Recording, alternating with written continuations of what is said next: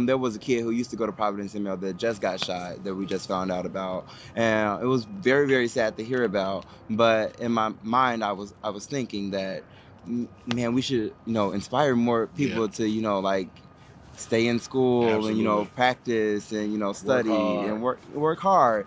And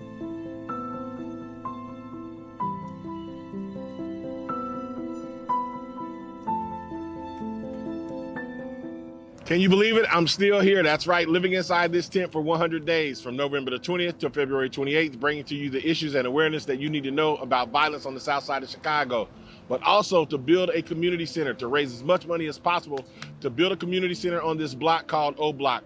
It's called O Block because it's named after a young man named Adhd Perry who was shot and killed. The gangs took the O and started calling it O Block. We decided we're going to keep the O, but we're going to change it to Opportunity Block.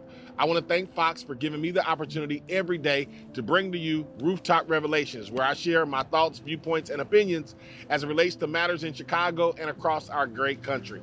And every now and then I get to share with you some very special guests like today. Today I want to share with you a young man who we are all so excited about and his accomplishments. His name is Mario Hoover. Mario, thank you for being here. thank you for having me. Can I go ahead and tell everybody what you did? Yes. All right, so Mario is here because he scored a perfect 36 on the ACT. That's right, the school test that they take for achievement, scholastic achievement. He scored a 36. And I wanted to talk to him because I want to talk about how did he do it? What his school that he went to and all of that. So let me just jump right in. So Mario, you are a student where? Of Providence St. Mel. Providence St. Mel. We all love Providence St. Mel. That's one of the schools that President Reagan really talked about with Dr. Adams, and we've had your principal on here. Tell us about going to school at Providence St. Mel. How was it? Well, I've been at Providence St. Mel since third grade. Now I'm a junior. It's rough. It's rough sometimes, but it's fulfilling in a way that's academically, rewarding. Yeah. Of course, 36. Yeah, I know that's right. Yeah. So it was a struggle at first, though, because coming from a school that I really didn't have to do much homework at, and then going to Providence St. Mel, and they grade you on homework, so you will fail if you don't turn in your homework. Yeah, it was really rough adjusting, but I got to the point where I was able to, achieve and, really take off. Yeah. Do you feel like that sometimes some students maybe they're not achieving in other places because they lower the standard? Like Providence St. Mel has this high standard that says, this is the standard, meet it. They're not letting you make excuses.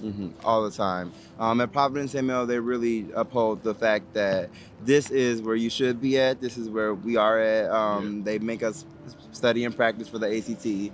I've been practicing since like 6th grade for the ACT. So they, of course, they hold us to high standards. Yeah. They reward us. We have the honors assembly every quarter, and they reward us for our achievements. So it's a very rigorous process, but it's a very rewarding one as well. Yeah. So a lot of people would think, well, this is just some smart kid. He's probably always been smart. He's never had to struggle. Have you ever had to struggle with school, and how did you get through that? Okay, well, I would say that third grade year, the year that I went to Providence St. Mel, was my most struggle bus. It was a struggle bus, for real. I had to acclimate to work and, really get adjusted to that environment. And then I got diagnosed with ADHD. And then after that, I was really like, you know what? Focus and hone in on my craft. And that's what I did. And I feel like after that is when I really started to, study, and which is really a rough thing for me because I never had to study. And then at Providence St. Mel, I realized, maybe you should study. Right. Do your work. And then, I achieved what I achieved. And at Providence St. Mel, you have people to look up to, those high-scoring people who you always see. Now I guess that I'm one of them. High achievers. Yes, those high achievers. And you look at them and go, I want to be like them. Yeah. And that's what the Providence St. Mel community develops. That's what they have accomplished. That's good. So I want to talk a little bit about, you said you had ADHD, and there's a lot of kids in our community. How did you get the tools to work through that? Like, you got this 36 with ADHD. you must have did something to like, what practices, what discipline, what thing? I want to know, what did you do? How did you do that?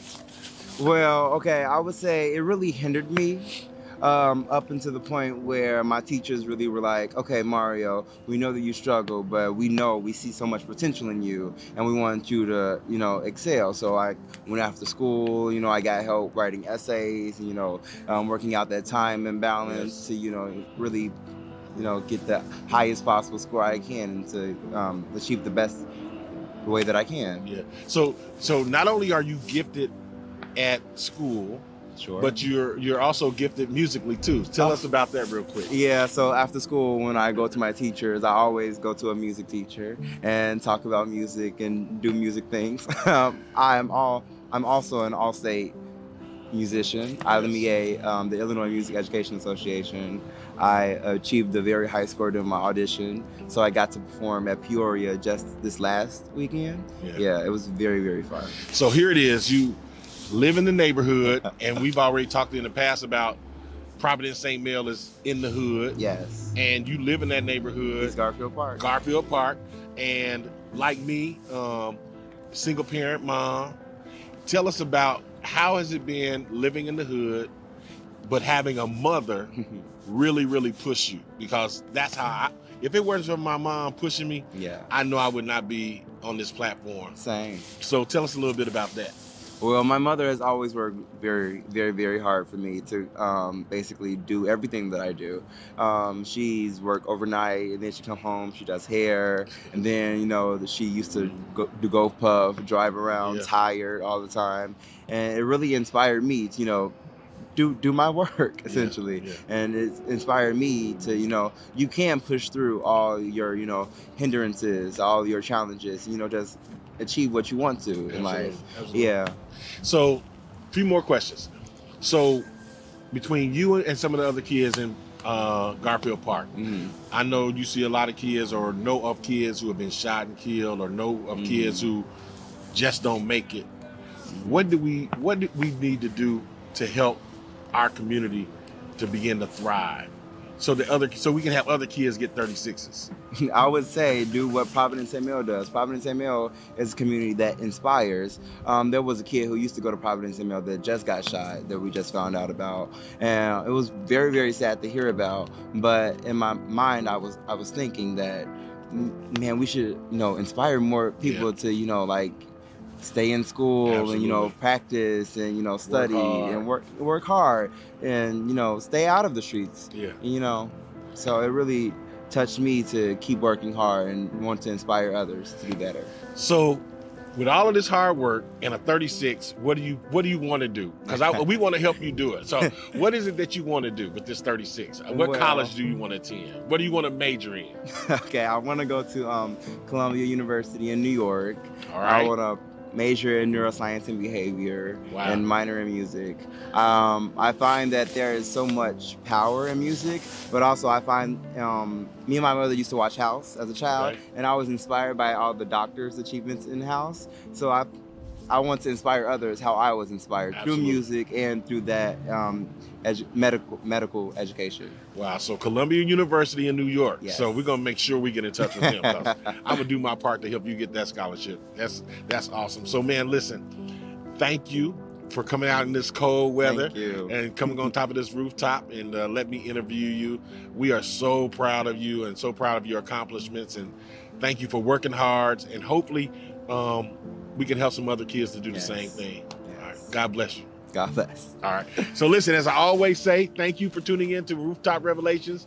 God bless you. God bless America. And until tomorrow, peace.